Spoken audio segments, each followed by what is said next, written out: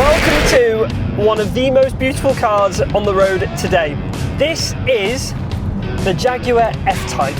Its top speed is 155 miles an hour. It's got 300 brake horsepower, it's rear wheel drive, and it looks insane. What more do you need to go, yeah, I quite like that actually? They actually call the colour Ultra Blue Metallic, and whilst that is two more words than necessary to say the word blue, I think it sums it up pretty nicely. Once more, what's great about this version of the car is that unlike its convertible brother, you actually get a bit of a boot. Well, kind of. Unless you order it with a spare wheel. Let's just shut that now.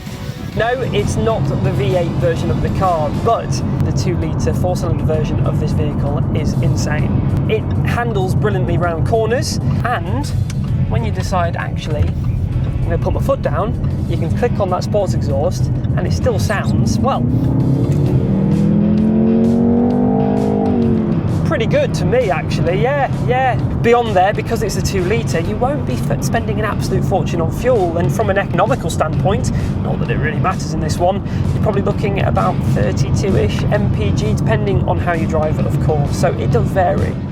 Inside the car, you've got a really lovely environment to spend your time. You've got some very comfortable seats that I must say, they don't torture you for driving on a little bit more of a spirited way. And they are, of course, electric with some superb cushioning on them as well. Beyond there, the steering wheel, very nice to the grip. I do wish it was a little bit smaller, but it does feel very, very nice to hold. And you've got the 10-inch infotainment screen in the central section, so that's where you're going to go for, well, your infotainment bits. This car is actually for sale. It's currently got just shy of 18,500 miles on the clock, which for its age is unbelievably low.